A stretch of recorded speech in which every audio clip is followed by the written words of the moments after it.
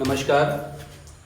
आज हम लोग क्लास 12 का मैथमेटिक्स पढ़ेंगे। इसमें आज हम लोग जो टॉपिक पढ़ने जा रहे हैं डिटर्मिनेंट के अंदर का माइनर एंड कोफैक्टर्स पढ़ने जा रहे हैं। सबसे पहले जानेंगे कि माइनर्स क्या होता है। तो माइनर्स जो होता है, जो डिटर्मिनेंट्स दिया जाता है, डिटर्मिनेंट्स के अंदर का जो एलिमेंट्स आप लेते हैं, किसी भी डिटर्मिनेंट के किसी भी एलिमेंट्स का माइनर डिटर्मिनेंट का एक ऐसा फॉर्म होता है जो जिस रो का होता है एलिमेंट, उस रो और उस कॉलम को हटाने से हमें प्राप्त होता है।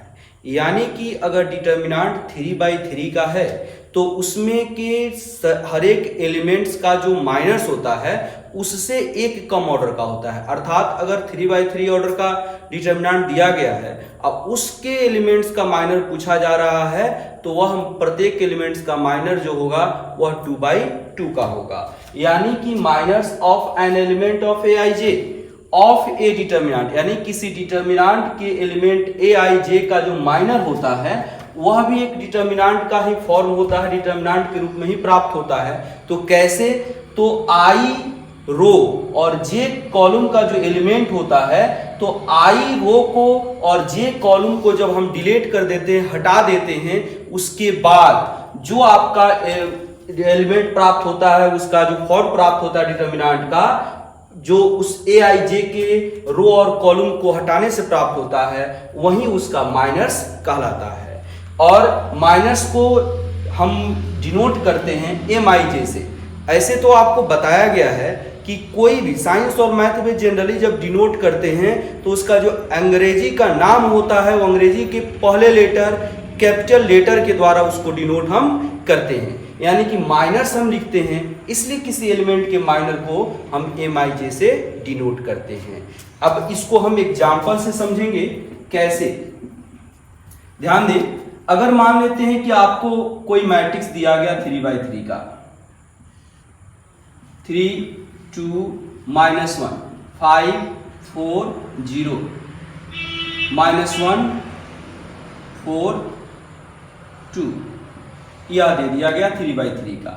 यह अगर डिटर्मिनेंट में लिखा जाएगा तो यह फॉर्म होगा। ऐसे क्वेश्चन जो आपको दिया जाएगा एक्सरसाइज में या आपको एग्जाम में पूछा जाएगा या बुक में मिलेगा, वह डिटर्मिनेंट के फॉर्म में ही होगा। और आप जानते हैं डिटर्मिनेंट स्क्वायर मैट्रिक्स से हमें प्राप्त होता है। तो डिटर्मिनेंट के फॉर्म में जब लिखेंगे तो 3 2 -1 5 4 0 -1 4 2। अब देखिए यहाँ पे प्रत्येक एलिमेंट्स का हम माइनर निकालेंगे। तो यहां पे ध्यान दें, माइनर ऑफ 3 यानी कि माइनर्स ऑफ एलिमेंट 3। अब 3 का जब माइनर निकालेंगे तो 3 जो एलिमेंट है फर्स्ट रो और फर्स्ट कॉलम का है, तो इसका माइनर हम क्या लिखेंगे?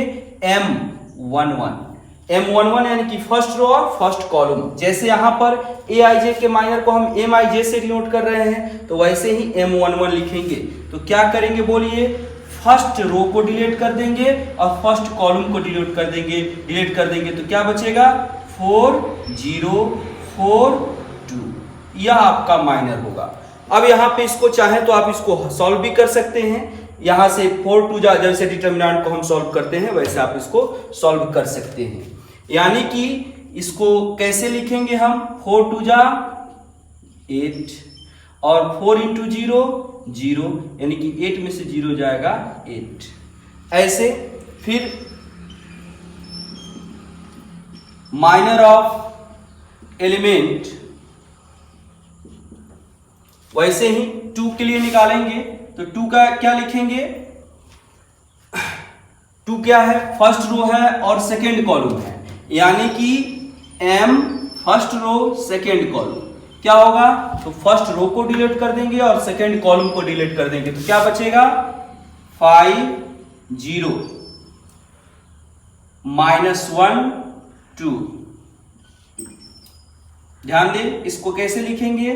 5 × 2 -1 × 0, यानी कि 5 × 2 10 हो गया और -1 में 0 से गुना करेंगे तो 0, 10 में से 0 जाएगा 10।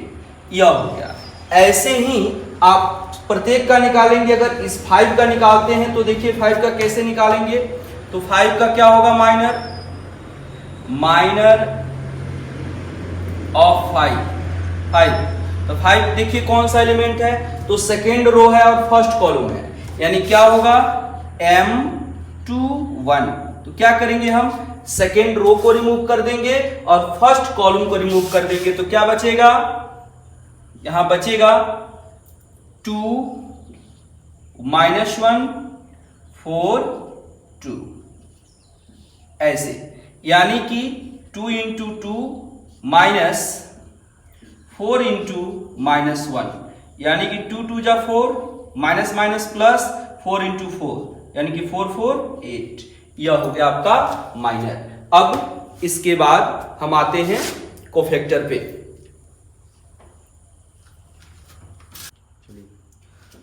तो कोफैक्टर देखते हैं, कोफैक्टर क्या होता है। माइनस में जैसे अभी जाना कि माइनस क्या होता है, तो किसी भी डिटरमिनेंट के एक एलिमेंट का जो भी रो और कॉलम होता है, उस रो और कॉलम के एलिमेंट को जब हटा देते हैं तो डिटरमिनेंट का जो फॉर्म मिलता है, जो वैल्यू मिलता है, वही उसका क्या होता है, माइनस होता है। और अगर Aij कोई एलिमेंट्स है तो उसके माइनर को हम Mij के द्वारा हम डिनोट करते हैं।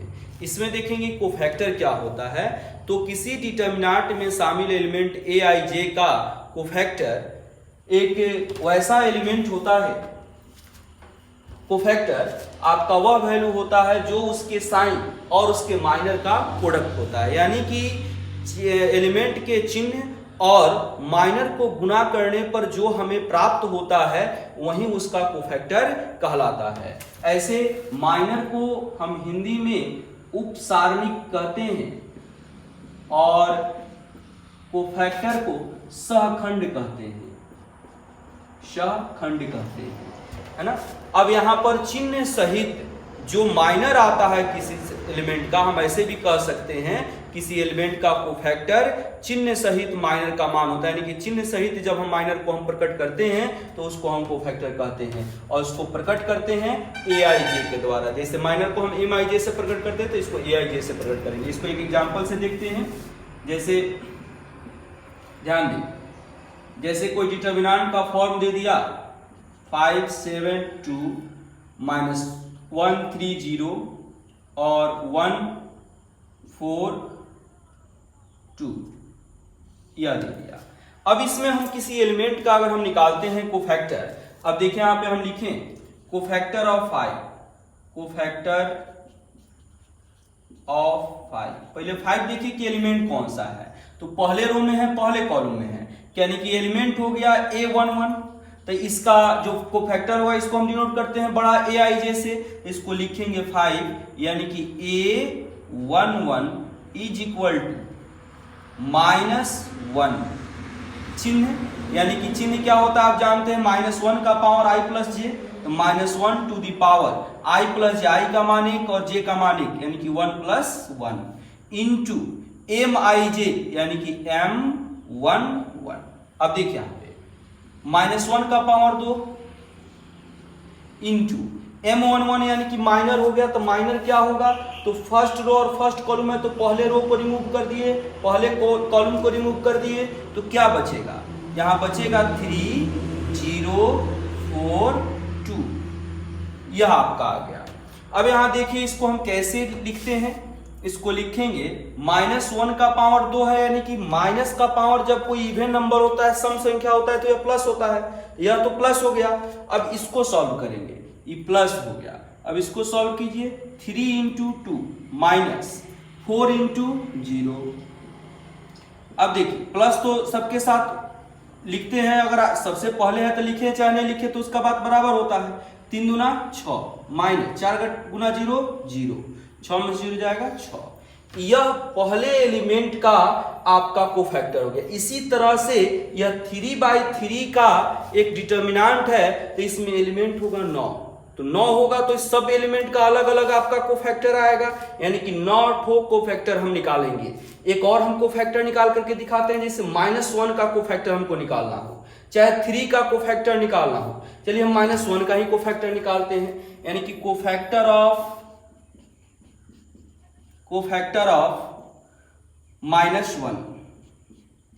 तो -1 पहले देखिए कि किस रो और किस कॉलम में है, तो दूसरे रो में है और पहले कॉलम में है। तो दूसरे रो और पहले कॉलम यानी कि इसको हम कैसे लिखेंगे, ए से डिनोट करते हैं कोफैक्टर को, दूसरा रो और पहला कॉलम। कैसे लिखेंगे, तो चिन्ह का माइनर के साथ गुना होता है। चिन्ह को कैसे लिखते हैं, तो -1 का पावर रो प्लस कॉलम, रो का मान 2 कॉलम का मान 1 इंटू माइनर। माइनर कैसे लिखेंगे, तो दूसरा रो और पहला कॉलम का माइनर हो गया। अब देखिए -1 का पावर क्या हो जाएगा, -1 का पावर 3, सॉरी -1 का पावर हो गया 3। अब माइनर हम निकालेंगे दूसरे रो और पहले कॉलम का, तो दूसरे रो को रिमूव कर देंगे, पहले कॉलम को रिमूव कर देंगे, तो क्या बचेगा देखिए, दूसरा रो हटा दिए और पहला कॉलम हटा दिया, यानी कि 7 2 4 2, 7 2 और 4 2। अब ध्यान दीजिए -1 का पावर 3 यानी कि विषम है, तो -1 का पावर और होगा तो माइनस आएगा, तो इसलिए यहां पर चिन्ह आ गया आपका माइनस। अब इसको सॉल्व करें, 7 गुना 2 घटाओ 4 गुना 2 क्या हो जाएगा, -7 गुना 14 और घटाओ 8, 14 में से 8 जाएगा 6 और माइनस यानी कि -6। यह -6 यह इस एलिमेंट का कोफैक्टर हो गया। तो ऐसे हम कोफैक्टर निकाल सकते हैं और माइनर निकाल सकते हैं। माइनर कहने का मतलब क्या हुआ, तो जिस एलिमेंट का माइनर पूछा जाए, दो बातें ध्यान रखेंगे। अगर आपका जिस ऑर्डर का आपको दिया होगा डिटर्मिनेंट, उससे एक कम ऑर्डर का माइनर प्राप्त होगा हमेशा, पहला पॉइंट। दूसरा पॉइंट क्या मिलेगा, तो माइनर जो होता है जिस रो और जिस कॉलम के एलिमेंट का दिया जाता है, उसके रो को और उसके कॉलम को जब रिमूव कर देते हैं, डिलीट कर देते हैं, तो जो हमें प्राप्त होता है डिटर्मिनेंट का वैल्यू, वही उस एलिमेंट का माइनर कहलाता है। और जैसे आपको कोई दिया जाए कोफैक्टर निकालने के लिए, तो कोफैक्टर क्या होता है, तो डिटर्मिनेंट, किसी भी डिटर्मिनेंट में किसी भी एलिमेंट का, किसी भी डिटर्मिनेंट में किसी भी एलिमेंट का अगर आपको निकालना है कोफैक्टर, तो कोफैक्टर हम कैसे निकालते हैं, तो किसी एलिमेंट का कोफैक्टर उस एलिमेंट के चिन्ह और माइनर का गुणनफल होता है, यानी कि चिन्ह को उसके माइनर से गुना कर देंगे, जो मिलेगा वही उसका कोफैक्टर होता है। माइनर को याद रखेंगे, हमेशा डिनोट करते हैं m से, चूंकि m से शुरू होता है। कोफैक्टर को हम डिनोट करते हैं a से। अब यहाँ पे ऐसा नहीं है कि हम इसको a से क्यों डिनोट करते हैं, लेकिन इसको सांकेतिक रूप में हम a के द्वारा प्रकट करते हैं। अब आइए कुछ और इससे संबंधित महत्वपूर्ण बातों को जानते हैं। तो यहाँ अब इसमें जो हमने बताया उसके लिए कुछ एक जो हमें पहले ही माइनर में बता दिया है कि अगर किसी ऑर्डर का डिटर्मिनेंट दिया हुआ है तो उसका माइनर उससे एक कम ऑर्डर का होता है। यानी कहने का मतलब कि किसी एलिमेंट का जो माइनर है वह अगर डिटर्मिनेंट आपको n ऑर्डर का दिया है, लेकिन यहाँ पे यह ध्यान रखना है कि वह 2 या 2 से ज्यादा ऑर्डर का होना चाहिए, यानी कि 3/3 का होना चाहिए, 2/2 का होना चाहिए, 4/, यानी कि वह जो दिया गया डिटर्मिनेंट है वह जिस ऑर्डर का है उसका जो माइनर है उससे एक कम ऑर्डर का होगा। यानी कि अगर वह n ऑर्डर का है तो उसका माइनर n-1 का होगा। जस्ट हमने माइनर निकालते समय यह बताया हुआ है कि यहाँ पर हमेशा माइनर दिए गए डिटर्मिनेंट के ऑर्डर से एक कम होता है। दूसरा हमारा क्या इससे संबंधित हमारा निष्कर्ष कंक्लूजन प्राप्त होता है कि अगर किसी एलिमेंट के किसी रो या कॉलम के साथ, किसी रो या कॉलम के एलिमेंट के साथ किसी दूसरे रो या कॉलम के, किसी दूसरे रो या कॉलम के अगर हम रो या कॉलम के अगर हम कोफैक्टर के साथ उसका मल्टीप्लिकेशन कर देते हैं तो उन सब का देन देयर सम इज 0, उस सब का सम जो है वह 0 के बराबर होता है। क्या, तो किसी डिटर्मिनेंट के किसी रो या कॉलम के सभी एलिमेंट को अगर हम उसी डिटर्मिनेंट के किसी रो या कॉलम के सभी एलिमेंट के कोफैक्टर के साथ मल्टीप्लाई कर देते हैं तो उसका जो सम होता है वह 0 होता है। जैसे ध्यान दें, इसको एक एग्जांपल से हम समझें कि कोई डिटर्मिनेंट दे दिया गया कि आपका A11, A12, A13, A21, A22, A23, A31, A32, A33। यह सब तो आप समझ रहे हैं, पहले से जानते हैं कि पहला जो आता है वह रो बताता है, दूसरा कॉलम बताता है। हमने बताया यहां के अनुसार कि किसी डिटर्मिनेंट में किसी रो या कॉलम के सभी एलिमेंट के साथ अगर किसी रो या कॉलम के कोफैक्टर से गुना करके उसको जोड़ दिया जाए, लेकिन हाँ ध्यान रहे कि उसको कॉरस्पॉन्डिंग के साथ ही आप कर सकते हैं, गुना कर सकते हैं, और फिर उसको जब जोड़ेंगे तो उसका रिजल्ट 0 आएगा। जैसे कि अगर हम मान लें कि यहां पर हमने रो ले लिया, पहला रो ले लिया, रो का पहला का एलिमेंट ले लिया A11, A12, A13, ये पहले रो का एलिमेंट ले लिया। आप चाहे तो दूसरे रो के एलिमेंट को ले सकते हैं, आप चाहे तो तीसरे रो के एलिमेंट को ले सकते हैं। अब इसके साथ किसी दूसरे रो के कोफैक्टर को गुना कर दें। जैसे हम दूसरे रो के कोफैक्टर से गुना कर देते हैं। अब इसका जब कोफैक्टर निकालेंगे तो A21 का कोफैक्टर बड़ा A21 हो जाएगा, A22 का बड़ा A22 हो जाएगा, और इसका बड़ा A13 हो जाएगा, सॉरी 23 हो जाएगा। गुना कर दिया। अब यदि इसको जोड़ा जाए, तो इसका रिजल्ट 0 आएगा इस कंसेप्ट के अनुसार। यह तो हमने रो के लिए बताया। अगर यह बाई रो, अगर यही चीज कॉलम के लिए देखें कि किसी एक कॉलम को हल ले लें, जैसे मान लेते हैं इस कॉलम के एलिमेंट को ले लिया, दूसरे कॉलम को, तो क्या होगा A12, A22 और A32, और इसके साथ किसी दूसरे कॉलम के कोफैक्टर को, जैसे हम मान लेते हैं कि तीसरे कॉलम के कोफैक्टर को हम गुना कर देते हैं, तो A13 को बड़ा A13 लिखेंगे, A23 को बड़ा A23 लिखेंगे, यानी अब A33 को बड़ा A33 लिखेंगे। बड़ा A कोफैक्टर को बताता है, गुना करके अगर जोड़ दें तो इसका रिजल्ट 0 आ जाएगा। तो यह आपका माइनर और कोफैक्टर का पूल कंसेप्ट हुआ। इसके आधार पे आप इससे संबंधित टोटल क्वेश्चन को कर सकते हैं। नेक्स्ट क्लास में हम इसके एक्सरसाइज को करेंगे, और इनवर्स इसके बाद हम लोग को पढ़ना है, एडजॉइंट पढ़ना है, यानी कि एडजॉइंट ऑफ ए मैट्रिक्स पढ़ना है, इनवर्स ऑफ ए मैट्रिक्स पढ़ना है बाय डिटर्मिनेंट। तब तक के लिए धन्यवाद।